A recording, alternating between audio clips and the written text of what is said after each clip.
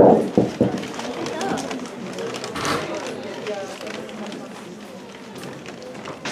are not here to put on a play. If you came here to see a play, well, sucks to be you. We believe that putting on a play is a bad idea. A horrible idea.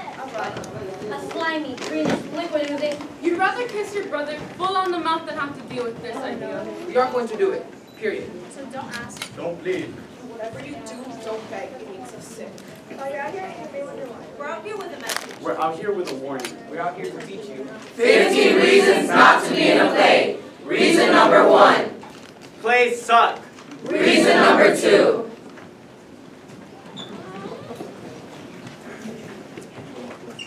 When you were in second grade, you had a teacher named Miss Griswold. She was older than God, and she smelled like stale coffee and gym socks. When she came in every morning, she said, Attention, students. Focus, focus, focus. Focus is the key to success.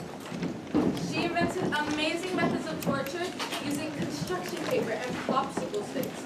She turned perfectly normal questions into sophisticated games of chance you always lose. Miss Griswold, can I go to the bathroom? I don't know. May you? What? May you go to the bathroom? That's what I'm asking. Can I? I'm assuming that you can, but I don't know yet if you may. But Miss Griswold, I really have to go. Then you can go. Thank you. But you may not go until I give you permission. But you just did. By the time you had either made a puddle on the floor or had run out in desperation, a crime for which you paid by writing, "I will not run out in desperation," it out of the room 7 million times with Miss Griswold breathing on you until you got it done. Miss Griswold. Miss Griswold. You had Miss Griswold and she decided to put you in a play. You were only in second grade. Still your formative years. The play was about loving the earth, and you spent weeks with your hands in paper mache trying to put together costumes and props. Only 7 years old. That's so terribly impressionable. Everything was so intimidating to you, especially Miss Griswold. Miss Griswold. If we don't get busy and plant all those seeds, the earth won't be able to meet all our needs. No, Emily. Put more emphasis on the word need. I want you to fully experience it. I want you to taste it in your mouth. Do you understand? And I'll say needs. Say it like you mean it. Needs? Say it like saying the word needs is the most important thing in the world. Needs? Emily! Say it like I say you are! And put your hands into the word needs correctly! Needs! Much better. As a child, obviously, you were so scared. She made you put on a tree costume, and it itched like you had lice all over your body. And when you tried to turn your head, you faced the inside of a tree and you couldn't see. I can't see. Now, Emily, how are we going to say needs? With beating and passion, I don't want to touch your oven. Now stop crying! Now where's my head?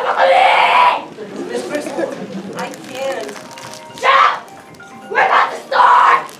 You felt tiny and inconsequential in a huge, overwhelming world, and she shoved you into a tree from which you couldn't escape. You could barely walk because the tree trunk was so small. You had to take tiny steps just to keep your balance. Only 10 minutes into the play, Jessie Gibbons, who was just as a skunk, bumped into you. You fell. At age 7, second grade, you toppled down, down, down, and your short, unhappy life flashed before your eyes. No one stopped the play to help you up. And by the second act of this 5-act epic called Mother Earth is Your Patient and You Are the Nurse, everyone had forgotten you were inside the paper mache tree and started to sit on you during all of their scenes. Such stress. The paper mache bubbled over your face, and you were sure your classmates dressed as skunks, chipmunks, and flowers were going to come crashing through your costume and suffocate you. Hour after hour, you could only lay there and listen to your classmates recite their horrible lines. Oh, Earth, we love you like crazy. Sorry, something's gets us sloppy. The trees all around like Maple Beach and ash. You shouldn't have to put up with water and trash. The play was finally over, and everyone had taken their bows and exited the stage. You were left there, a fallen, forgotten tree, feebly calling for help.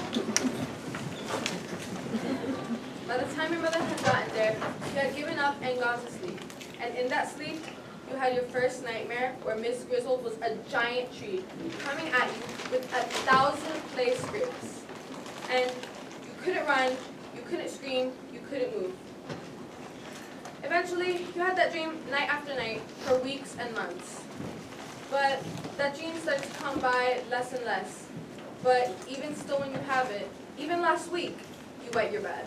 A classic case of post-traumatic stress syndrome. Poor child. So anytime you hear someone talk about a play, you smell paper mache, you see the inside of a tree, and you hear Miss Grizzle's voice saying, "Yes! Yes!" And you walk away very, very quickly. Reason number three.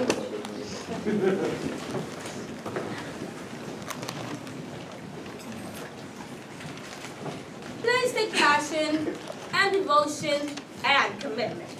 How can you afford to expend any of these things on a play when Travis Thornburn is alive? Look at him.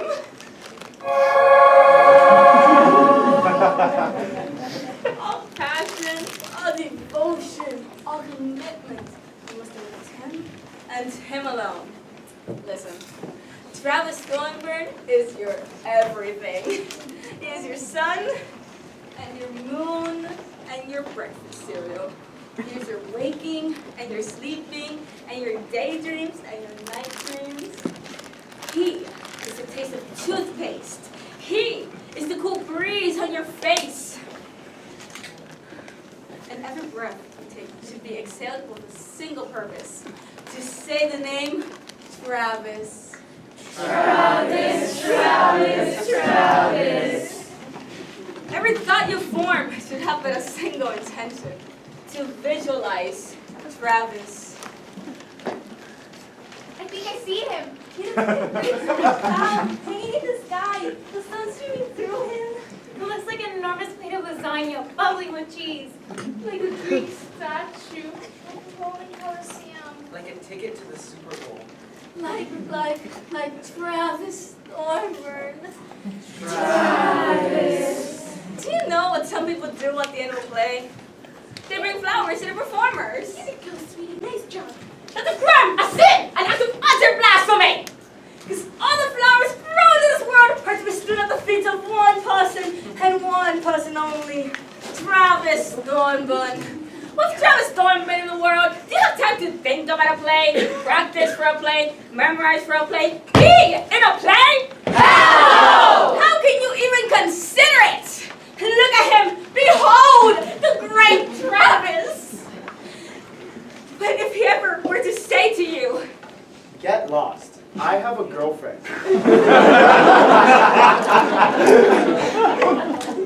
what more can you do than for your aching heart burst into a billion bloody pieces? What more can you do than just lie down and die? Reason number 4.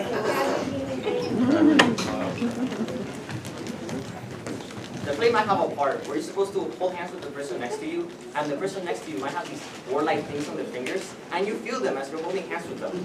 And the whole time you're holding hands with them, you'll be thinking how their hand feels like a toad.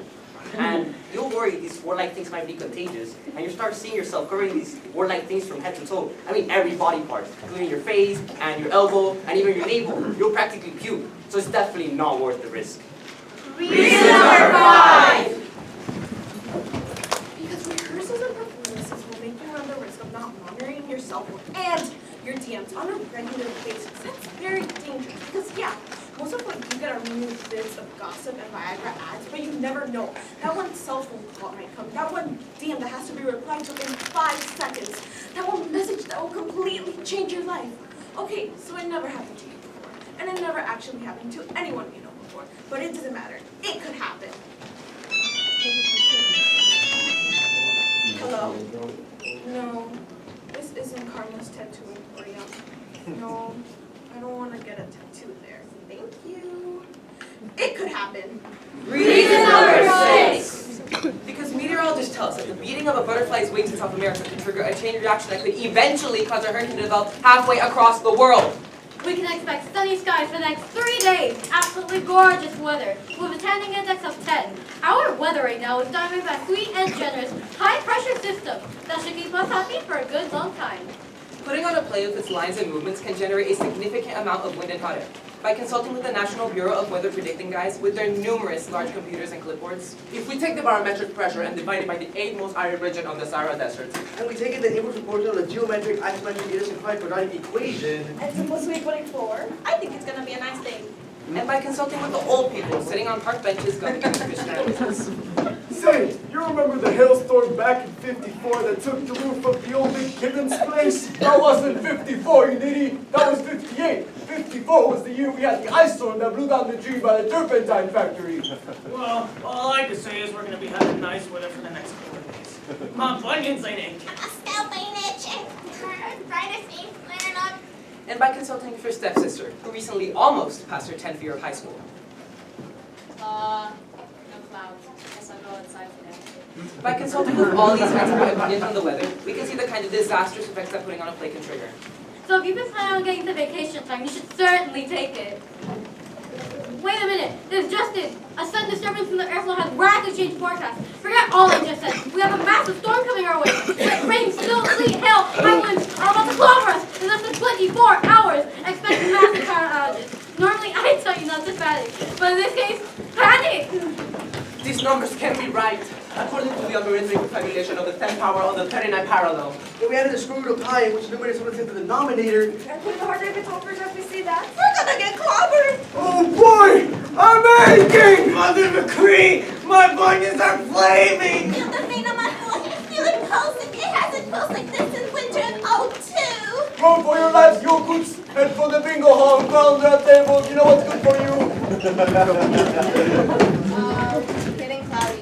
Guess I'll stay inside today. Mother Nature's fury unleashed. Look at that wind howl! Look at the size of that hail. We're never going to survive this! Causing massive power outages. Who turned out the lights? Food shortages, fear and trembling, panic on the streets, weather-induced chaos, and pandemonium, all because Cleanup after the biggest storm of the century has barely begun. The governor estimates the damages will be in the billions of dollars. Not to mention the untold lives disturbed. But the nagging question is, what could have started this storm? What disturbance in the air could have started it? We have here an expert in the field, Reed Brown, who almost passed her 10th year of high school. Reed, to what do you attribute this disaster? Somebody put on a play. reason number 7.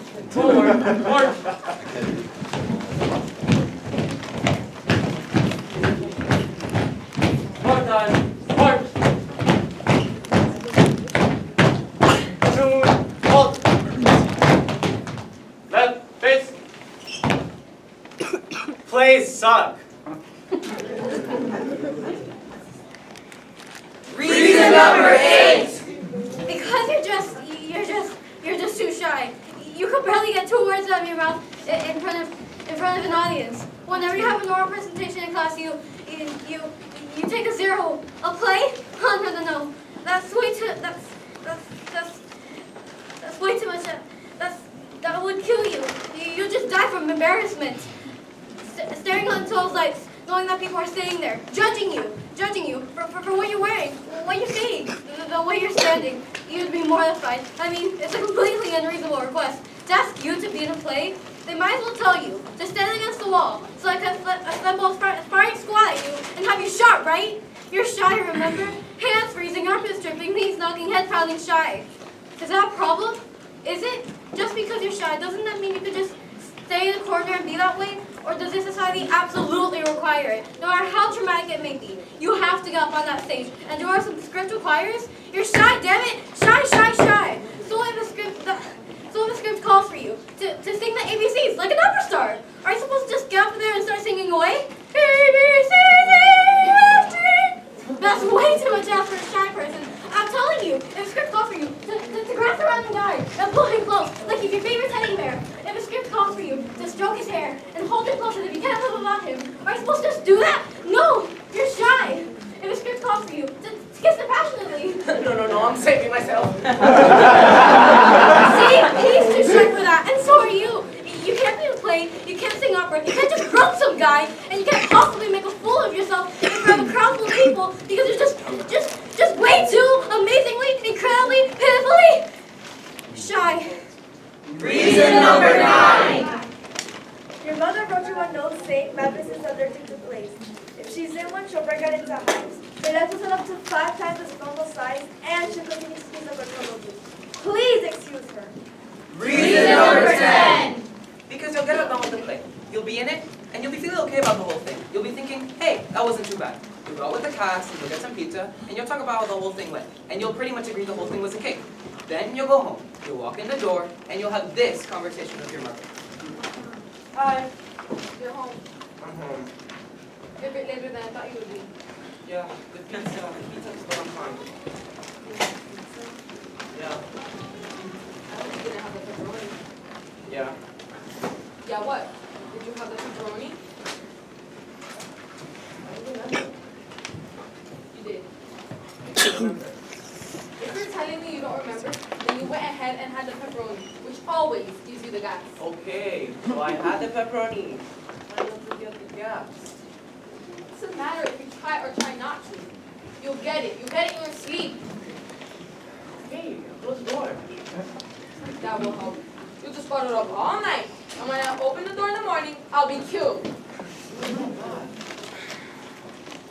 Should not eat the pepperoni. Promise me you'll never eat the pepperoni. It's not good for your system. Okay, I promise. So, what do you like to play? What did I do? And What? you might as well go ahead and say it. Say what? Say what you didn't like about it, what you didn't like about my performance. I didn't say I didn't like anything about the performance. I said the play was good, you were fine. What's wrong with being good and fine? You're good and fine. Always has to be butt attached. Go ahead. What? I don't have a butt except for the one I sit on. Very funny. Tell me, Mom. I don't know what you're talking about. Okay. Always. There's always gotta be a butt. And you can stand not to tell me about it. So if you don't tell me now, you'll probably come at 1 in the morning to wake me up and you decide you have to tell me, or you decide you have to tell me just as I'm heading out of the door to go to something important. So go ahead and tell me now. Well, maybe instead of smart, Alec, I don't have a butt this time. Now I know you do. You trust tonight, I know it's big. Oh, really? Yes, really. A majorly huge butt is not hanging in the air above us. Well, I guess it's just gonna have to hang there because I don't have one. The play was good. I was good. You were. Great. I feel good about myself. Thanks for coming, Mom. I'm glad you enjoyed it. I'm going to bed. There was one thing. I knew it. I didn't say but. There was one thing. It's the same as but. It is not. It is so. Fine. Well, what did you expect? Perfection? I'm your mother. A breathing, thinking human being. So when I go to any other play or any function, I might just have a criticism or two. Is that a crime? I'm so tired. Then go to bed. I'll tell you about my butt in the morning. No. Go ahead now. You're tired. No, I'm good. I'm good and fine, just like I was in the play. Except there was at least one little problem. Wasn't there? Well, no. Go to bed. You're tired. Let me help you, Mom. Repeat after me. I like the play. I like the play. I like your performance. I liked your performance. But, But go on. I'm listening. Fill in the blank. Oh, And then you'll be up until 2:30 in the morning, listening to this woman take the good feeling you have and twist it like a dirty Kleenex until you never want to hear the word play again. Reason number 11.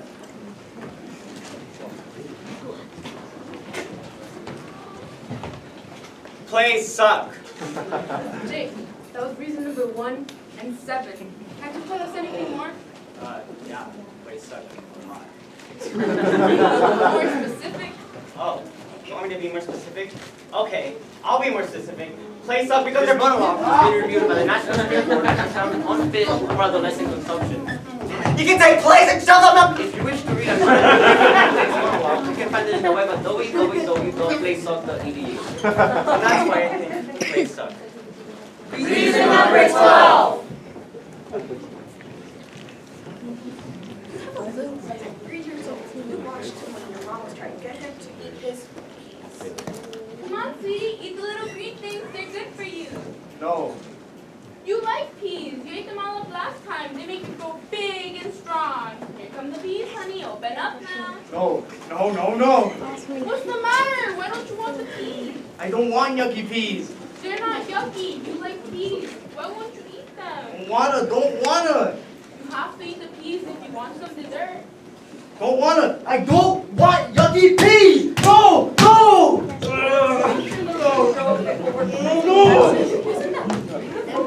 No reasoning, no logic, just pure reaction. Why are you doing this? I hate peas! I hate them!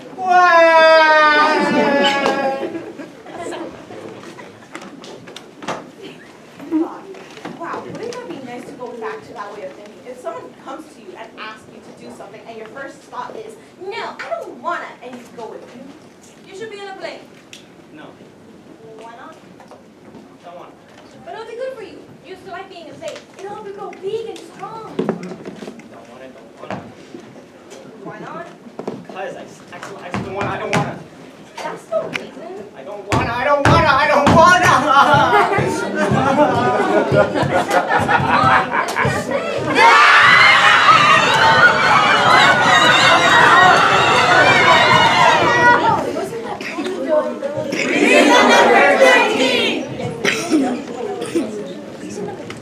Because when you're in a play, the makeup crew sometimes tells you, a guy, you have to wear lipstick and blush, and they never have the colors that set off your natural skin tones. Reason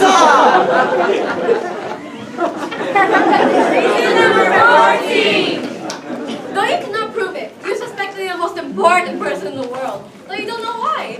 You suspect that you're surrounded by spies and assassins, whose only mission in life is to eliminate you. Everywhere you go, you catch them, skating around, watching you, observing your every movement of every day. Though you cannot prove it, you heavily suspect that if you should ever let your guard down, and this stealthy, silent army of enemy infiltration catch you unaware and take you down, the consequences will be dire.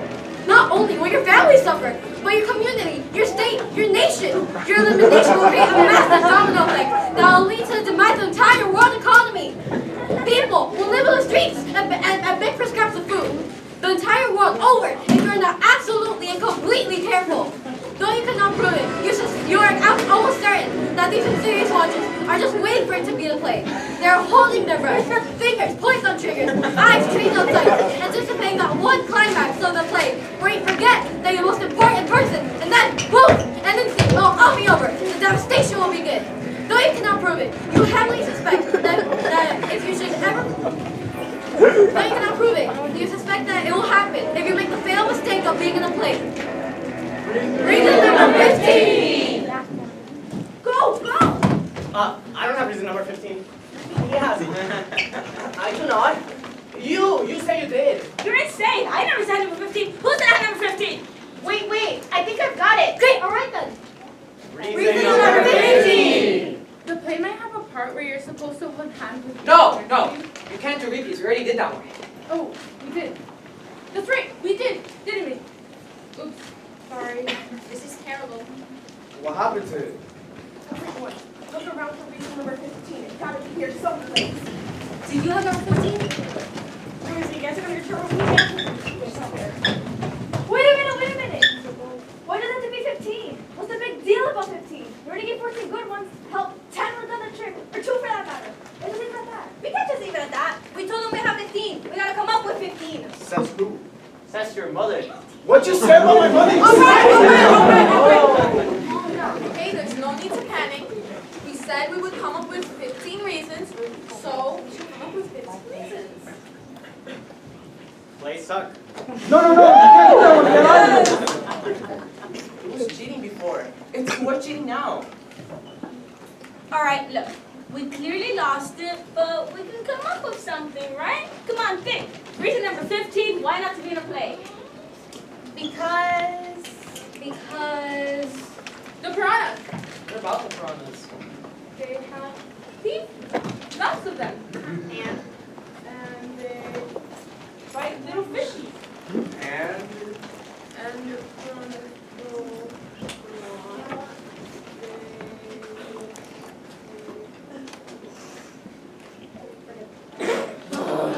all right, we tried.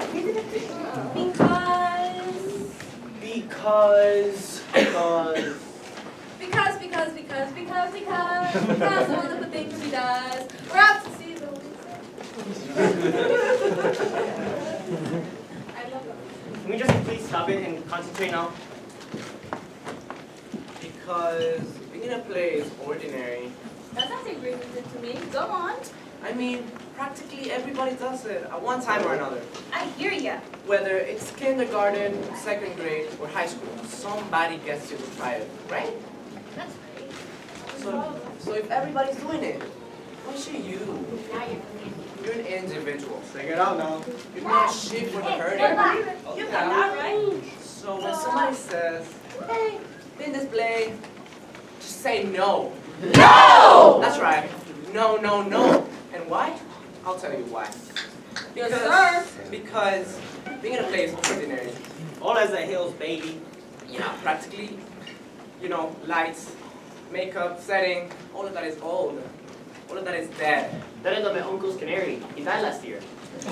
You want new? You want exciting? You try this. You try getting up in front of an audience and telling them, we're not gonna put on a play. In fact, we're just going to spend the next half hour telling you why we're not gonna put on a play. And you, my friends, are just going to love it. Did they? Did they what? Love it. I don't know. Should we ask? No, let's just bow. If they have to figure they love you. Wait! What? After we bow and after they clap, what then? Well, we leave. Oh, What's the matter? I guess I just thought of another reason. Too late. Yeah, let her talk. Because if you're in a play, you'll go through the whole thing and you'll get near the end. You'd be in like the last scene and you'll realize, hey, I like this. With the lights on bright and the audience out there and all the actors up on stage with you, you realize it's not so bad. It's not bad at all. In fact, you'll realize that during the whole time you've been in a play, you felt this kind of, sort of, aliveness that you've never felt before. You'll tell yourself you're out of your mind. You'll fight it. When you take a look at the bulletin board and you see the next audition notice, you'll tell yourself, nah, nuh-uh, no way. But it'll eat at you. And next thing you know, you'd be in another play, and another, and another. You'd be addicted. And everybody knows addiction isn't good, so don't do it.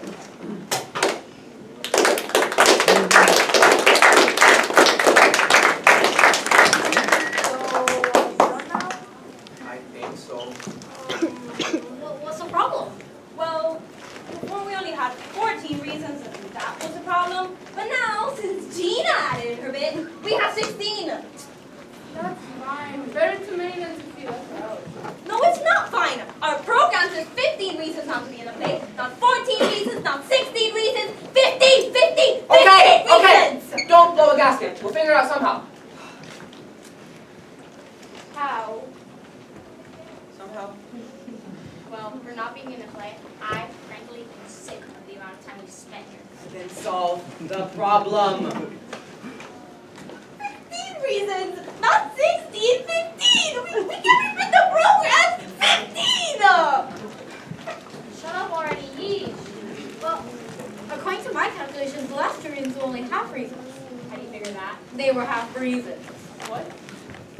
Because if they were not half reasons, we may be out for the next 3 hours trying to figure out how to subtract a reason or make everyone tear up their programs and handwrite new ones during that time. And since you yourself said you're sick of being here, I calculate the last 2 reasons were half reasons. Got me? Alright, I can buy that. All those agree that those last 2 reasons are half reasons? Aye. All those who oppose? And since 2 halves make 1, ladies and gentlemen, and we're at 14 reasons before this whole problem arose, and 14 plus 1 does indeed equal 15, you have just witnessed 15 reasons not to be in a play!